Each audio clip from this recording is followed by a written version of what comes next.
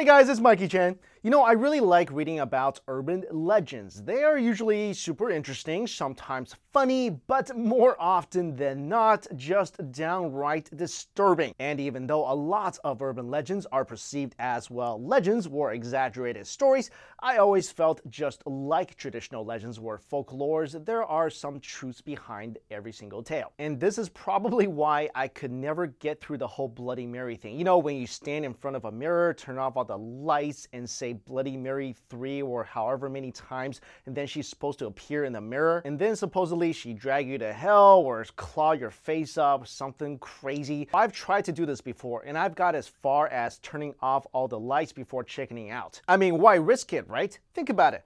What exactly is the benefit of that game? On the one hand, in the most likely scenario, nothing happens, which is great. You feel relieved, maybe get some bragging rights if you're a kid, but let's just say, and I'm not saying this could happen, but let's just say you play this game, and you say the name 3 or however many times, and some girl covered in blood actually appears in the mirror. And whether she scratches your face or drags you to hell, or even if she just stands there staring at you, I mean, that's a bad day right there. That's some horrifying situation you just put yourself in. So let's weight this. Relief and bragging rights. Bloody girl makes you pee your pants. Anyway, you guys may already be familiar with some of the other popular Western urban legends, like the whole eating Pop Rocks and drinking a can of soda will make your stomach explode, or a crazy phone call from a killer coming from within your own house. But there are urban legends from all around the world, and here are some terrifying ones from Asia that you may not be familiar with. Number 1. The OKIKU doll from Japan. In 1938, a young man brought a box to a local temple in northern Japan for safekeeping. Inside the box, there was a ceramic doll along with the ashes of his dead sister. Already pretty bad combination. He had bought the doll for his sister OKIKU 20 years ago, and she had played with it every single day. Unfortunately, she tragically died a year later when she was only 3 years old. The brother went off to fight in World War II and did not come back to the temple until 1947. When he saw the doll again, he was extremely surprised. The doll's hair has grown down to its shoulders. Later, a specialist from Hokkaido University examined a piece of the doll's hair and concluded that it was indeed human hair.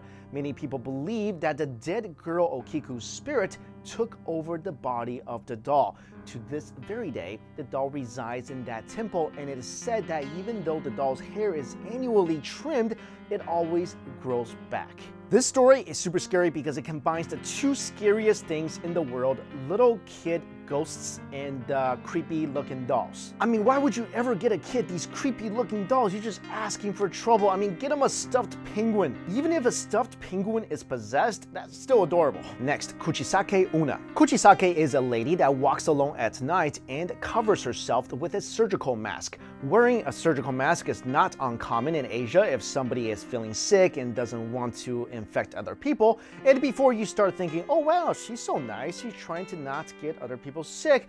Nope, that's not what she's doing at all. So this lady would approach children walking by themselves at night and ask them, "Am I pretty?" If you say no, you die. And if you try to be polite and tell her that, no, you're super pretty, and then she removes her mask and you'll see that her face is ripped to one side, kind of like half the Joker's face, and then she will ask you again, "Am I pretty?" And if you say no, guess what? You die. But if you continue on the whole polite charade and then say, no, you're super lovely, what she'll do then might be even worse. She'll make your face just like hers. So in conclusion, either you're killed or you end up looking heavily scarred for the rest of your life. The moral of the story is avoid weirdos wearing freaky surgical masks walking at night. The only possible solution to this actually is to tell her that you're in a hurry and have to get somewhere and can't talk to her.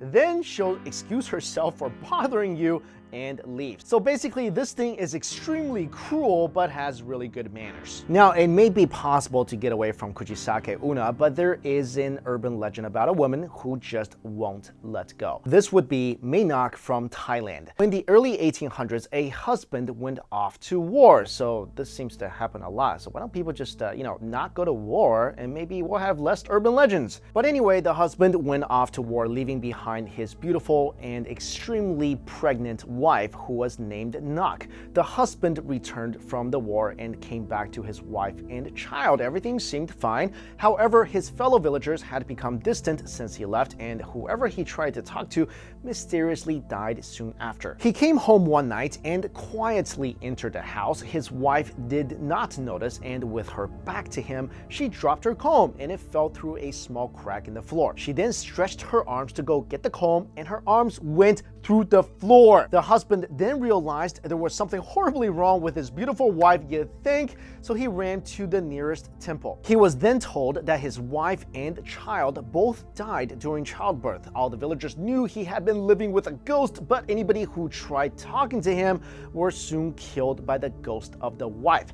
At this time, the ghost wife, who was called Lady Nok, or in Thai, Mainok, found out what happened and tracked down the husband to the door of the temple. Of course, she could not enter since it was holy ground, so she terrorized the locals to vent her frustrations. She caused so much trouble that a famous Thai monk captured Mainok and sealed her in his wristband. It is said that the wristband came into the possession of the royal family and has been passed down ever since. Later, a shrine was created for Mainok and her child, and people visit every single year to make offerings asking for a safe childbirth or for their husbands to be exempt from going to war. Also, what a crazy spooky wristband to pass down from generation to generation. Here son, here's a wristband that my father gave to me. Now I'm gonna give to you.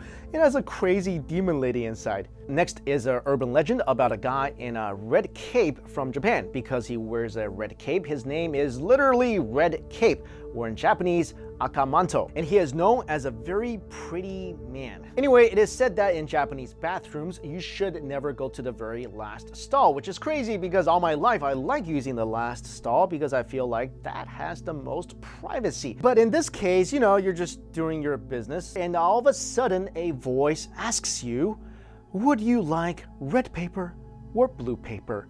And let's say you pick red, well, you die.